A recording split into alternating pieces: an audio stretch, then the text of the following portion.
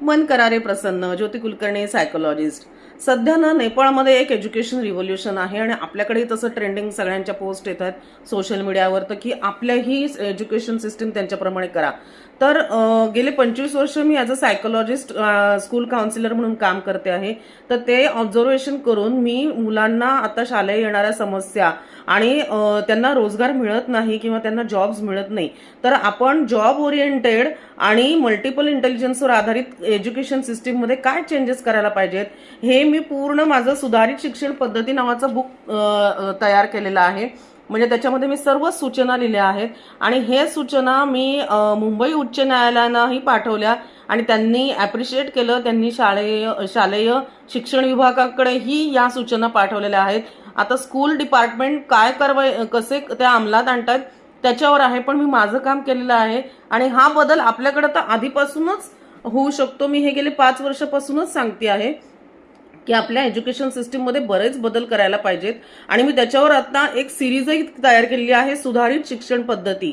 तर तुम्ही माझं चॅनल सबस्क्राईब करा, त्याच्यावर मी प्रत्येक गोष्टीवर मी डिटेल व्हिडिओ टाकलेला आहे, ते समजून घ्या की आपल्या शिक्षण पद्धतीमध्ये कसे बदल करायला पाहिजेत.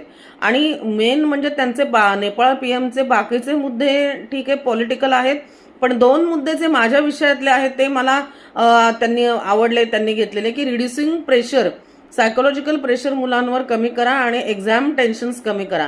तर हे कसं कमी करता येईल याच्यासाठी मी आधीपासूनच आपल्याकडे हे एज्युकेशन मॉडेल बनवलेलं आहे, ज्याच्यामध्ये 1st to 7th मध्ये मी सांगितलेलं आहे की आपण मॅथ्स बेस्ड एज्युकेशन सिस्टीम द्यायची आणि नंतर आपण रोजगाराभिमुख शिक्षण पद्धती द्यायची. तर तुम्ही शाळा प्रायव्हेट करा किंवा सरकारी करा, त्यांनी काही होणार नाहीये. शाळेमध्ये तुम्ही शिक्षण जे देताय ना त्याची क्वालिटी चांगली पाहिजे आणि ते सर्व समावेशक पाहिजे आणि ते रोजगाराभिमुख पाहिजे, तर जॉब्स मिळतील. त्यामुळे शाळा प्रायव्हेट करा, सगळ्या प्रायव्हेट शाळा बंद करा, सगळ्या सरकारी शाळा सुरू करा. सगळ्या तशा सुरू केल्या तरी तुमचा सिलेबस काय आहे, तुमचा आउटकम काय आहे, हा विचार आपण करायला पाहिजे. तर मी या सगळ्यामध्ये एक विस्तृत व्हिडिओ तयार केलेला आहे. तो व्हिडिओ मी इथे लिंकमध्ये देते, आपण तो जरूर बघा. आणि फक्त नेपाळमध्ये असं नाही, आपल्याकडेही आपण हे प्रयत्न करत आहे. आता ते शासनावर आहे की त्यांनी किती इम्प्लिमेंट करायचं आणि त्याच्यामध्ये काय करायचं, आणि पालकांवर आहे. पण पालकांचा पैसा अमाप जातो आहे, विद्यार्थ्यांचा वय पण वाढत चाललेलं आहे आणि त्याच्यामध्ये एक चांगली एज्युकेशन सिस्टीम आपल्याकडे हवी आहे.